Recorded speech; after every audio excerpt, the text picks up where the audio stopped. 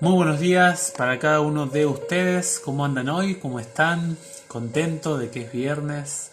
No sé si están trabajando, si están resguardados en casita, no sé cómo están, pero les extendemos un saludito, una bienvenida desde el canal de Enseñanza Bíblica. Que sean todos muy bienvenidos, se sientan cómodos como en su casa. Contentos de que está terminando la semana, de que ya estamos por entrar en el día de nuestro buen Dios, de nuestro Creador. Un día para descansar, para agradecer al Señor, para poder pasar tiempo con Él, con nuestra familia, a la distancia, virtualmente, con nuestra esposa, nuestro esposo, los hijos, las hijas. Así que un gusto poder estar en este día con ustedes. Hoy nos toca el Salmo, seguimos en el estudio de los Salmos, en la lectura de los Salmos, así que nos toca el Salmo 145. Es el último Salmo de David de este bloque de 8 Salmos, del 138 al 145, y quedan tan solo 5 Salmos después de este, así que ya está acabando este libro de los cánticos del Señor. Vamos a orar, vamos a dar inicio al programita de hoy, vamos a pedir al Señor que Él nos acompañe. Querido Padre que estás en el cielo, te damos muchas gracias por permitirnos poder estar en este momento con nuestros amigos, nuestros oyentes. Queremos pedirte, Señor, que los bendigas en sus casas, en sus trabajos, si es que están trabajando, pese a la cuarentena, a la pandemia. Pedimos por favor que envíes ángeles que estén con ellos, que los protejan de todo peligro y de todo mal. Y queremos humildemente, oh Dios, invitarte en este momento a que nos acompañes, porque no queremos hacer esta lectura, esta apertura de la palabra sin tu compañía, oh Dios. Oramos en el nombre de Cristo Jesús. Amén. Amén. Muy bien, nos toca este Salmo 145, como hemos dicho. Le puse un título, trato de buscar algún título que resuma un poco la información de todo el Salmo de manera compacta. Y le coloqué de título Celebrando las grandes obras de Dios. Este cántico, este salmo, como dice el título, es una celebración a todas las manifestaciones de la providencia divina. Es un detalle que este salmo es un salmo, se le llama un salmo acróstico, que indica que tiene una estructura sistemática ordenada en el alfabeto hebreo. Es decir, cada versículo que inicia, el 1, el 2 hasta el 21, si bien son 22 letras del alfabeto hebreo, cada versículo empieza con una letra del alfabeto hebreo. Y básicamente destaca, así resumiendo, el salmo es muy rico, destaca la majestad y la providencia bondadosas de Dios. Es decir, destaca estas dos cualidades que se manifiestan, estas cualidades, en los 21 versículos de este salmo. El protagonista, el actor principal de este salmo es Dios. Inclusive se hace una invitación a que los seres humanos, los fieles, los santos de Dios, adoren, alaben al Señor. Tiene una palabra en hebreo que es el único que la tiene, este salmo, que es la palabra o la expresión tejilla, que tiene que ver con alabanza, con himno, que tiene que ver con un título al salterio, al canto, que se le da a este salmo de manera particular. Este salmo da inicio, si bien cierra un ciclo de la paternidad davídica, da otro inicio que habla de los salmos Aleluya, hasta el 150. Es decir, hace una apertura a los salmos que alaban, que exaltan la majestad de Dios. Es interesante que este salmo es un bloque entero, no tiene divisiones. En la mayoría de los comentarios, por ahí pueden encontrar algún tipo de división, pero en la mayoría que ustedes busquen van a encontrar que se dice no tiene divisiones, es un bloque magno, completo. Este salmo es indivisible. Por lo tanto, ¿qué vamos a hacer? Vamos a ir sacando, ustedes lo pueden leer de manera detenida, pero vamos a ir hablando un poquito acerca de de cada versículo. Vamos a ir sacando, aunque sea una o algunas enseñanzas de dichos textos. En el versículo 1, se habla de otorgar a Dios la alabanza solamente para Él, e indica de que esa alabanza debe ser constante, y esto habla un poquito más, el versículo 2 lo explica un poquito más, haciendo alusión al tiempo de la alabanza dedicada al Señor. La adoración, que siempre lo hemos dicho desde que empezamos el canal, comienza dentro nuestro y se manifiesta en la alabanza externa a Dios. Y el versículo 2 dice: día tras día te bendeciré. Noten ustedes que la vida cristiana no es algo esporádico. En la vida cristiana es algo continuado, algo que continúa en el tiempo y no cesa. No es que hoy hago mi culto, mi devoción al Señor. No es que en esta ocasión me entrego a Dios, pero mañana dejo de hacerlo. El salmista tenía una vida espiritual basado en la constancia. El versículo 3 indica de que nuestra mente, la finitud humana, no puede comprender la infinitud divina. Dice el salmista que las obras de Dios, las acciones, los caminos de Dios son insondables, inescrutables. Es decir, mi mente finita no puede comprender la obra de Dios. Son tan profundas, tan inalcanzables, que Ezequiel se pasa la vida estudiando la persona de Dios. En el versículo 4 habla de el traspaso de la información acerca de Dios de generación en generación. Las generaciones pasan, pero el accionar majestuoso de Dios permanece en el tiempo, se conserva, es eterno, no se acaba. Y aquí es importante de que esta función de transmitir la bondad, las acciones de Dios, está íntimamente ligado al rol de la familia y sobre todo de los papás y las mamás, de las abuelas, de los abuelos. El versículo 5 nos hace una invitación a dar testimonio de las manifestaciones de Dios, a dar una testificación de cómo Dios actuó. Dice: ellas hablan de el esplendor y yo también cantaré tus maravillas. El agente humano hablando, el ser humano reconociendo las acciones, las intervenciones de Dios y teniendo la oportunidad de expresarlo con su voz. El versículo 6 nos invita a observar las acciones manifiestas de la persona de Dios. Estas acciones que cuando uno las mira no puede dejar de asombrarse con la persona de Dios. El versículo 6 dice que esas obras publican tus tremendos prodigios y narran tus grandes proezas. Impresionante.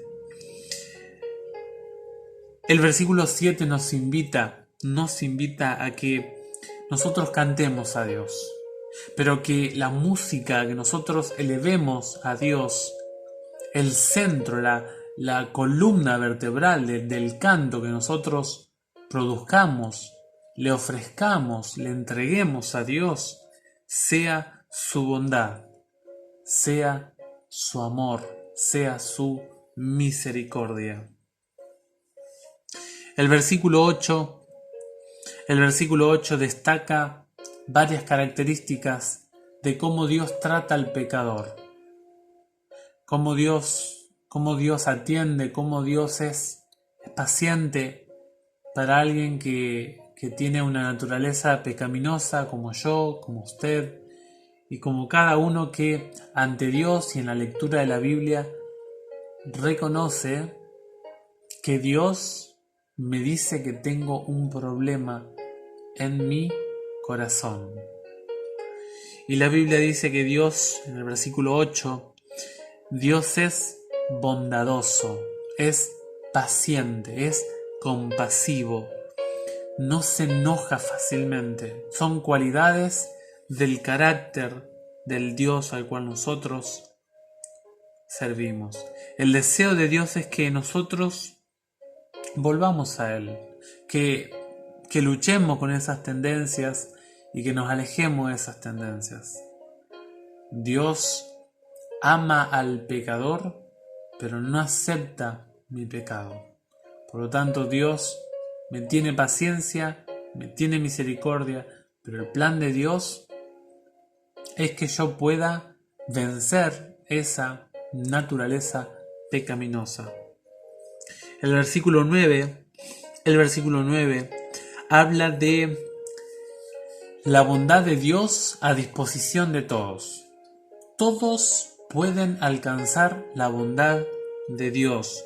Dios es imparcial.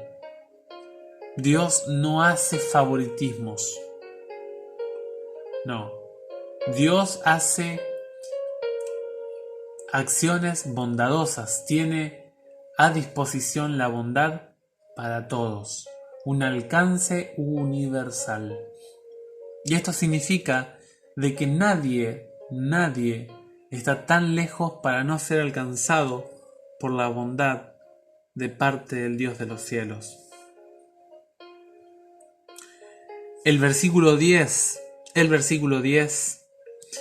hace una invitación a los fieles, a los seguidores del Dios de los cielos, a los santos, a que puedan bendecir a Dios. Generalmente el acto de bendecir es de Dios hacia la humanidad. Por eso cuando uno declara una bendición para la otra persona, no van a ver ustedes en la Biblia que se diga yo te bendigo. No, se hace entrega al protagonista de la bendición, que es Dios. Que Dios te bendiga.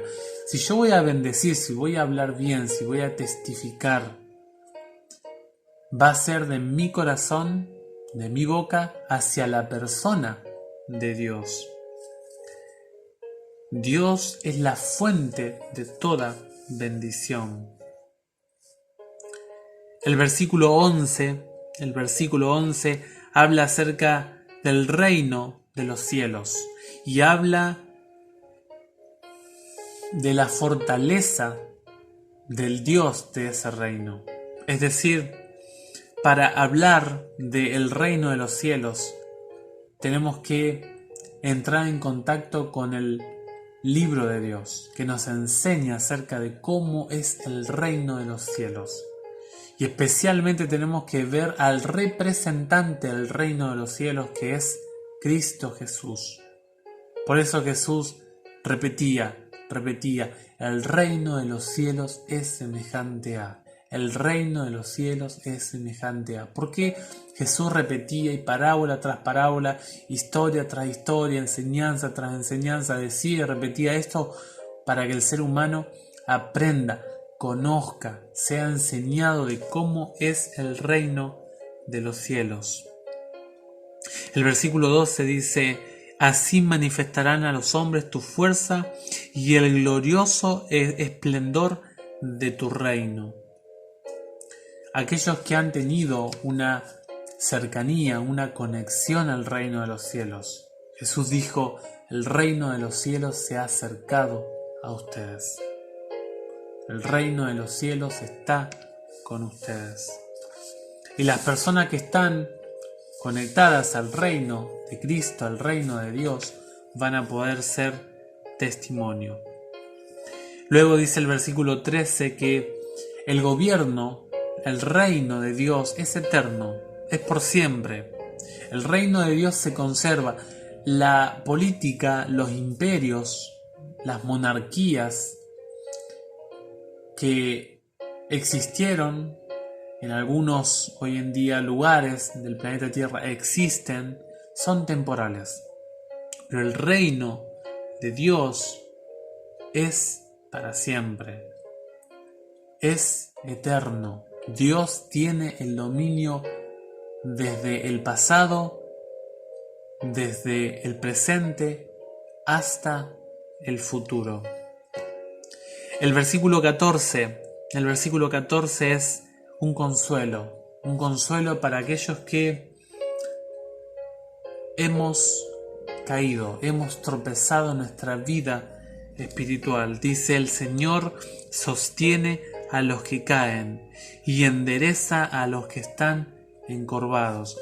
Aquí se ve la disposición de Dios para ayudar al débil, para levantar al caído, para sostener a aquellos que claman por su ayuda, aquellos que confían en la bondad de Dios, que confían en su cuidado protector y le suplican a Dios que lo ayude a continuar el camino. Si usted, mi hermano, mi hermana, amigo, ha caído esta semana, si usted cree que ha cometido pecado, se ha equivocado ante los ojos de Dios, recuerde esta promesa del versículo 14. Dios está dispuesto, Dios quiere sostenerlo, Dios quiere levantarlo. El versículo 15 dice: todos los ojos esperan en ti y tú le das la comida a su tiempo. Aquí se muestra a Dios, se celebra a Dios, la persona de Dios, como el gran sustentador, el que se encarga de a su tiempo distribuir sus recursos infinitos. Es aquel que se encarga de la distribución de satisfacción de las necesidades de todas las criaturas. El versículo 16 habla de que el Señor da en abundancia. Dios no es un Dios egoísta. Él abre las manos, dice, y entrega el favor a todos. Por eso el apóstol Pablo se acopla al Salmo y declara que Dios es poderoso para hacer todas las cosas, mucho más abundantemente de lo que pedimos o hacemos. Dios es un Dios poderoso, que cuando hace las cosas, las hace mucho mejor de lo que nosotros pensamos. Dios es celebrado por esta obra suya. La Biblia dice en el versículo 17 que Dios debe ser celebrado, debe ser honrado, debe ser glorificado por ser un Dios que practica la justicia. Y cuando uno piensa en las situaciones injustas que uno ha pasado, uno mira este texto y recibe consuelo, recibe esperanza, recibe una palabra de aliento, porque existe la justicia divina. Existe un Dios en los cielos equilibrado, equitativo, que no tiene favoritismos, sino que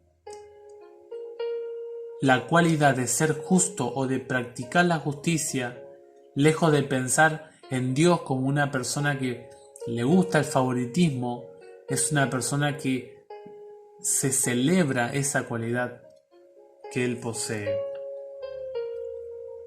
El versículo 18 es interesante porque hace un énfasis a invocar a Dios. ¿Qué es invocar? Hemos hablado, la invocación es llamar desde mi interior hacia el exterior a una persona que está fuera mío. Generalmente hay ideologías hoy en día flotando que me llevan a mirar mi interior, me llevan a meditar en mí mismo, en mi mente, a dejarla en una posición en blanco, encontrar la meditación en la relajación, en la respiración, y llevan a un plano espiritual estos ejercicios físicos. Pero la Biblia habla de la palabra invocar a Dios. Significa de que no está Dios en mí. Mi naturaleza, cuando yo nazco, cuando yo desarrollo mi vida, lo que está conformando mi interior, lo que está dentro de mi mente, no tiene la presencia de Dios. Yo debo suplicar a Dios, debo pedirle a Dios por medio de la oración, de la plegaria, que Él venga a mi vida, que entre a mi corazón. Y dice el versículo 18 que Dios está cerca de aquellos que le piden que venga, pero dice de aquellos que lo invocan y lo invocan de manera sincera. Aquellos que luchan con Dios, aquellos que ruegan a Dios con toda su fuerza, lo buscan como si les faltase el oxígeno para respirar. Una búsqueda detenida, una búsqueda especial. El versículo 19 habla, allí el texto número 19, habla de que Dios está presto a cumplir los deseos de aquellos que lo reverencian, aquellos que lo respetan a Dios, aquellos que valoran la persona de Dios. Dios quiere bendecirnos, Dios quiere acompañarnos, Dios quiere multiplicar los bienes en nuestra vida. Y Dios se deleita en hacer eso, porque Dios es bueno. Dios es bueno. El versículo 20 habla de la protección, de que Dios resguarda, Dios cuida, Dios ampara a todos los que le aman. Pero dice que los impíos van a ser destruidos. Aquellos que hacen el mal, aquellos que se deleitan en la maldad, serán aniquilados, serán destruidos. Y finalmente el versículo 21 me gustaría leerlo porque es como el clímax del Salmo. Dice el versículo 21, mi boca proclamará la alabanza del Señor. Ahí hay una decisión personal. El salmista de manera individual, él dice, yo voy a entregar de mi boca, de mi ser, de mi persona, alabanza directa al Señor. Pero luego hace una invitación colectiva, una invitación para todos. Dice que todos los vivientes bendigan su santo nombre, desde ahora y para siempre. El salmista no excluyó a nadie de la alabanza, de la adoración, del reconocimiento de las grandes obras bondadosas de Dios. Dios sea alabado en nuestra vida. Yo sirvo a un Dios que es bueno, a un Dios que es coherente, que es equilibrado, a un Dios que atiende a mi necesidad, a un Dios que me levanta cuando me caigo. Esa es la razón de celebrar al Dios de la Biblia, de darle honor. Esto me indica de que la vida cristiana es mucho más que ser de tal o cual iglesia. La vida cristiana es la decisión personal en mi corazón basándonos en la palabra del Señor. No digo de que no es importante ir a la iglesia, pero digo de que el centro de la vida cristiana está en reconocer las cualidades de Dios y amar al Señor por lo que Él es, no por las consecuencias de mi mal accionar o no por las ventajas que yo tengo al servir a Dios. Por eso nosotros nos unimos en alabanza al Señor de los cielos y decimos todos juntos: alabado sea el Señor. Yo deseo de corazón que esta sea nuestra vivencia diaria. Cada día, dice el salmista, busca honrar a Dios. Allí en el versículo 2, día tras día te bendeciré. La alabanza a Dios es cada día, a cada momento. Que hoy, el día viernes, podamos bendecir, alabar y glorificar el nombre del Señor. Les mando un fuerte abrazo a la distancia, deseando que se puedan suscribir a nuestro canal, que sea de bendición la información que les compartimos. Ya vendrán nuevos programitas, ténganos un poquito de paciencia. Anduvimos un poco ocupados esta semana, pero ahí lo llevamos diariamente con la ayuda del Señor. Por favor, sigan orando por nosotros, no dejen de hacerlo. Si ustedes tienen algún pedido, escriban por privado, o si pueden acceder a mi teléfono, escriban, no hay ningún problema. Les deseo de corazón que el Señor les bendiga, les guarde, les cuide y que tengan un feliz viernes y un muy buen inicio de sábado con el Señor. Fuerte abrazo a la distancia, cuídense mucho y nos vemos la próxima.